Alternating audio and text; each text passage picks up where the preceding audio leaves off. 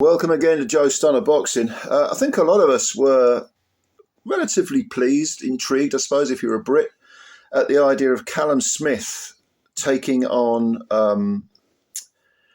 David Benavidez at light heavyweight, because Benavidez was linked with Callum Smith. He actually he and his team made statements via various media platforms that they were talking to Smith's team with a view to Smith being the next opponent. But apparently that's been shelved or postponed or cancelled or whatever, because in actual fact, Benavidez's next opponent will be none other than Anthony Yarde.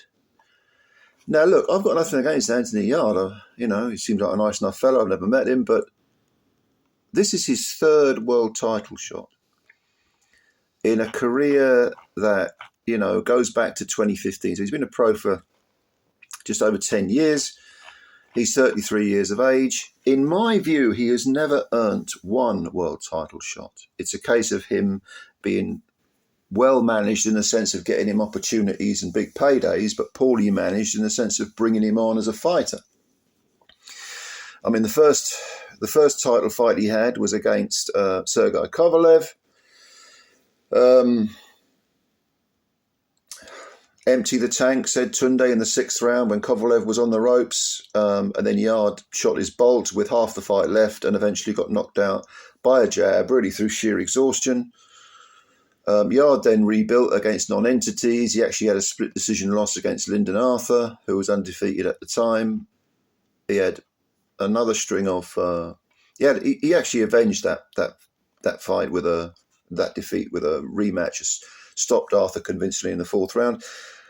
But again, no really viable world contenders. He didn't beat anyone really, unless you call Lyndon Arthur a world class fighter, which fringe at the very most.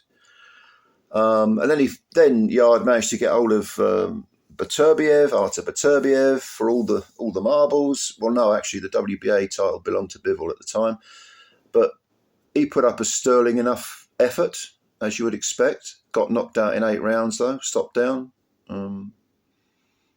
Tell came in, didn't it? But again, he hadn't prepared for. I mean, you could say, well, how can you prepare for someone like Beterbiev? But he hadn't prepared. He hadn't beaten anyone.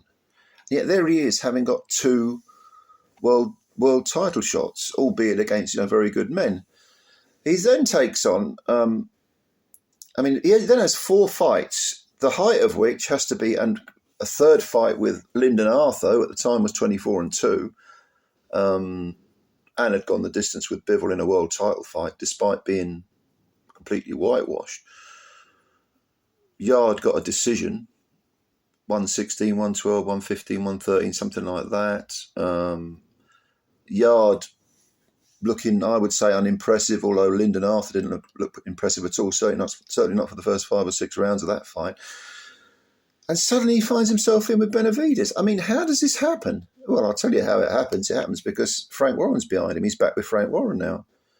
But does he deserve this shot? No, I'm sorry, he doesn't. And again, I've nothing against the man, but Benavidez, Yarde's a big lad. He's tough. He's strong. He's very, very, very big for the 175 poundage weight. He's got some skills. He's achieved a lot considering, no real amateur background or whatever. But he didn't do anything he hasn't done anything to deserve a single world title shot. He hasn't, to be honest with you, Yarde hasn't proved that he himself is world class.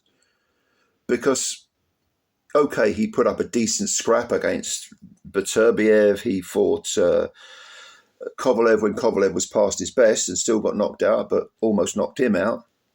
But who has he actually beaten? Who has he beaten? This is a poor show, but then, what can I tell you? These ruling bodies and their rankings, it's quite bizarre.